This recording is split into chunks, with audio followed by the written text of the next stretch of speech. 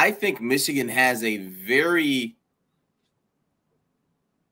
serious opponent next week. I don't think Maryland is the Maryland of old. I don't think this is Rutgers of old, of essentially a team you just roll out of bed and you're going to beat them by 30.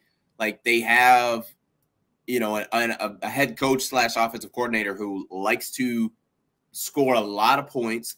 They're dangerous. They are dangerous. So on one token, when I, you know, say that, hey, we're looking towards kind of the Ohio State game, Maryland is not for play. They are absolutely not for play. And if the tough part is going to be if, you know, Aiden and Ajabo don't get home, having your guys on the back end trying to hold up, because it, as well as the defense played today as a whole, I don't think our defensive backs played well overall today. I thought they were yes. I mean, they definitely got, you know, Jahan Dotson definitely, you know, ripped them to shreds.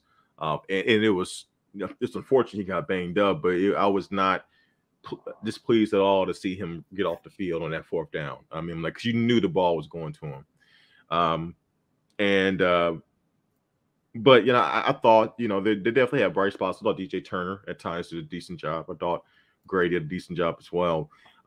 So I won't say they were bad today, but I think they were okay. They were okay. Would you say they leave something to be desired? Leave something to be desired. I thought they're at times, and maybe it was just fear of being burnt by Dotson, that we were playing a little bit, our corners play a little bit too soft on him. And that can happen when guys are afraid to get beat off the line of scrimmage. They got a little bit too soft of coverage. I mean, how many times did he have cushion? He found the little area, got open, and made some plays. And but, you know, I thought the corners were okay today. They were okay. But, you know, look, we all know this is leading towards Ohio State. They had to win that game. They're going to have to be good. They have to be great, because they're not great corners, but they got to be solid. They're going to have to make some plays. We're not going to get home all the time. And at the end of the day, it's going to come down to that. When that ball's in the air, you're going to have to be disciplined, because you're playing against Ohio State.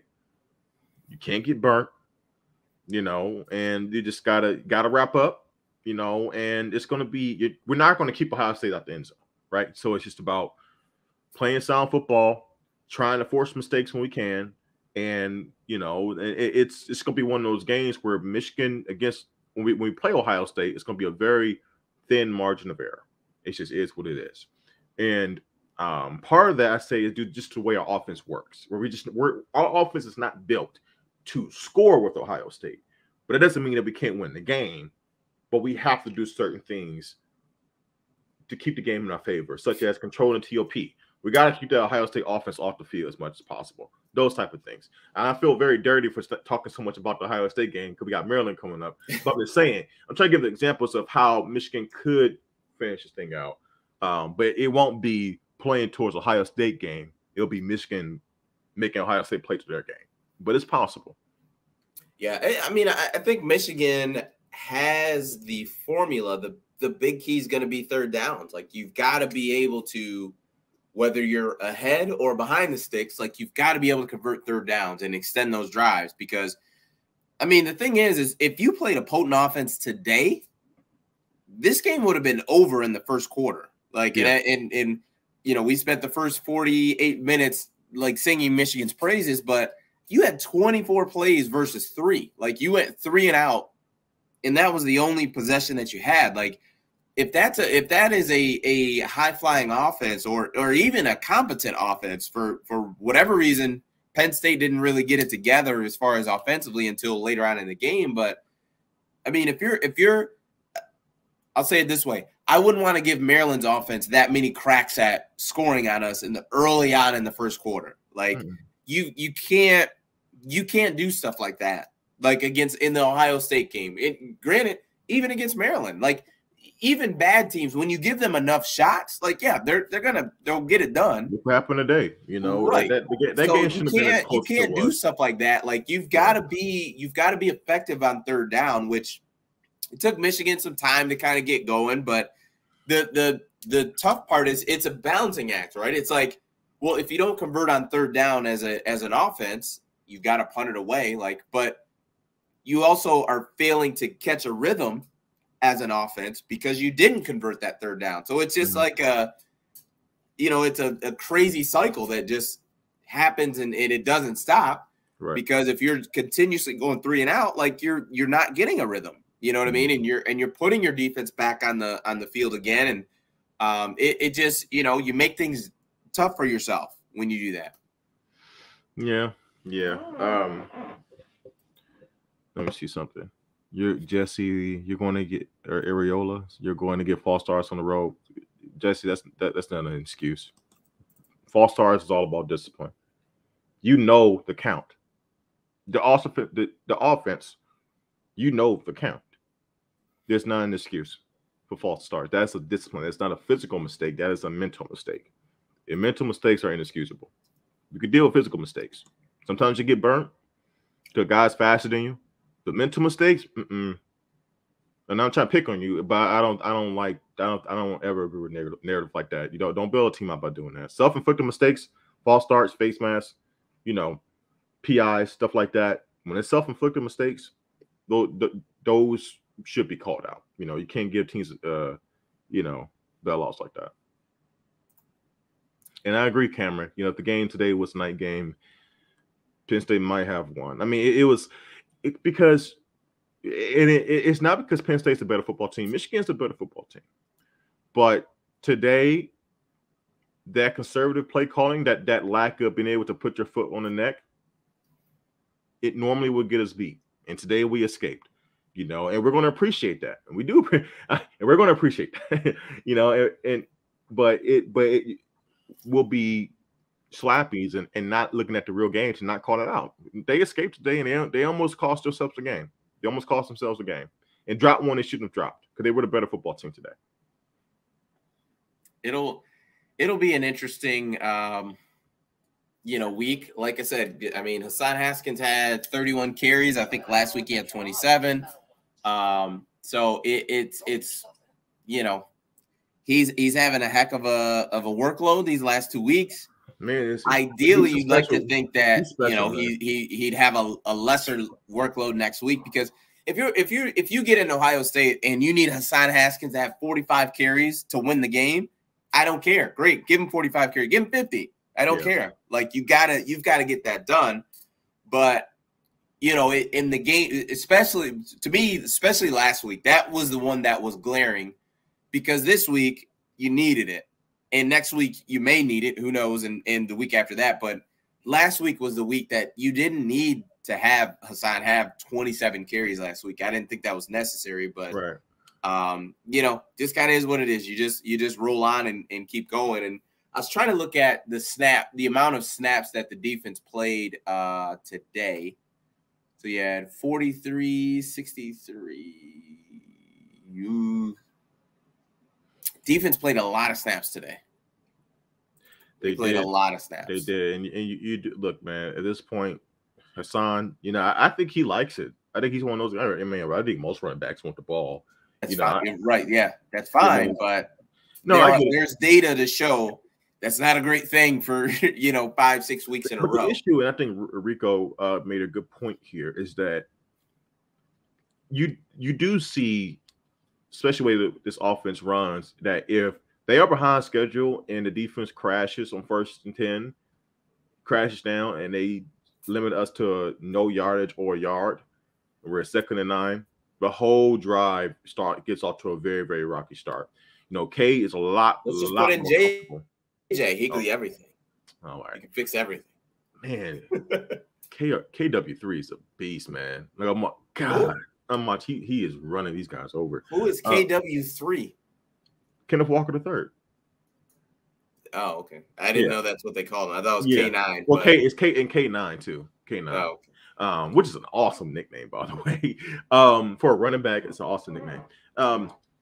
But no, I mean, like it's just, I don't know, man. It was tight today, tighter than it needed to be. Yeah, it's like Antoine says here. I don't want them to burn out Haskins before Ohio. I would agree. I'd like to think that but you gotta get to Ohio first, Antoine. That's the problem. I'm with you. But you were well on your way to Ohio last week at halftime in third quarter. Oh no, I agree with that. Oh yeah, we can. No, that's different. Now, if the game is in hand, and we're still running him down like a pencil, that's different. But if we somehow need to, goodness, we need to. How is it that a defense knows that Jalen Reed's getting the ball and somehow he still always gets the ball? Anyway, no, but it's if they need him to run down this Maryland defense, which is based on what I'm seeing, they shouldn't. This Maryland defense is not very good at all. Then yeah, do what you gotta do. Man, so with this win today, do you think that Michigan moves up at all, potentially in the college football playoff? Just knowing what we know as of 4:30 Eastern Standard Time. Cincinnati won, who is ahead of Michigan. Mm-hmm. But they played a team with a losing record, essentially 2-7. I think Tulsa. South Florida. South Florida. Yep. Wasn't really in control of that game late. Ends up scoring a couple touchdowns, I think, in the fourth quarter. Could you potentially see any change there?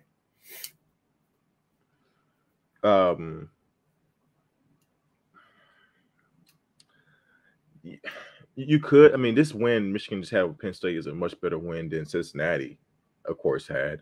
I think with Cincinnati's 5, so you're talking about swapping 5 for 6.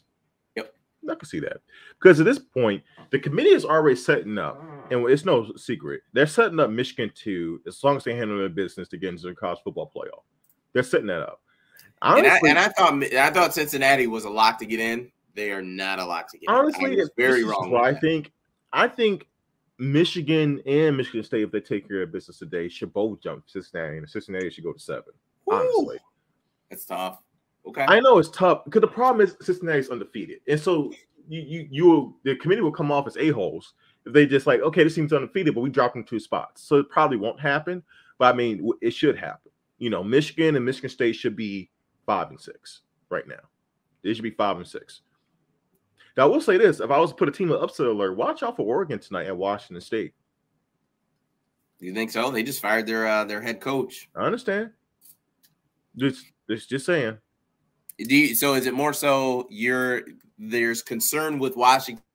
You just think Oregon's not that good? Like I just don't value Pac-12 football. To be quite honest, I think both of them suck, so it doesn't matter. Yeah, I don't value Pac-12 football for the most part. And it was a very impressive win they had over Ohio State this year.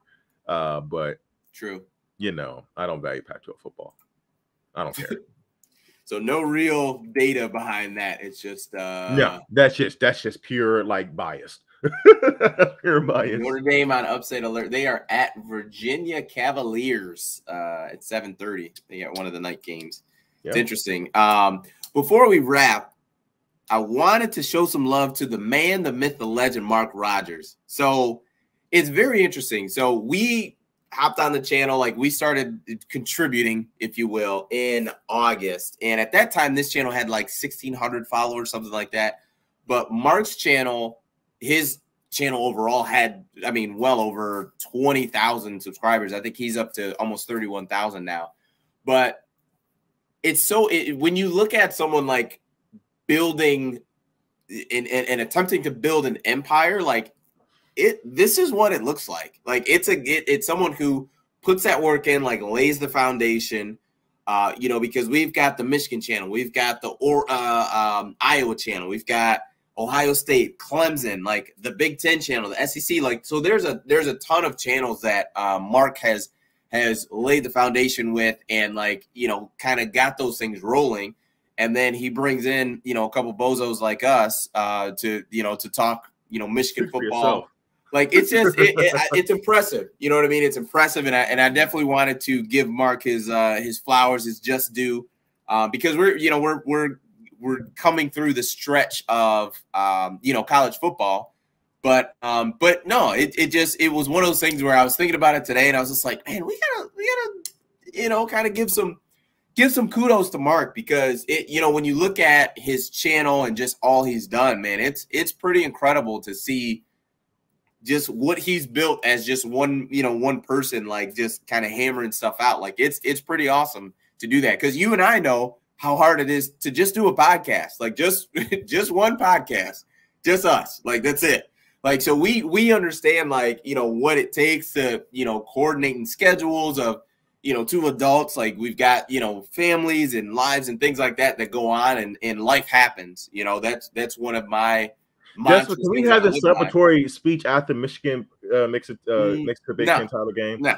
No, because at that point it's going to be this might be a mess as far as us. Because I mean, if Michigan makes the Big Ten, this all is going to be a mess. This is going to be just a straight happy hour. Everybody bring your libations. It feels like a It feels like it's gonna be off the rails moment, and I'm like, no, not yet. It's gonna be off the rails. I'm not. It's getting out the way now. Let's get out the way now. Yeah.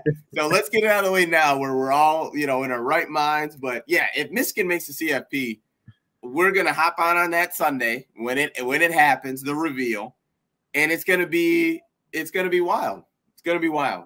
It'd be awesome to see like all of our subscribers to this channel hop on. Like that would be crazy. I don't think it'll happen because, like I said, life happens. But no, that'd be pretty cool. But yeah, no, it's not gonna.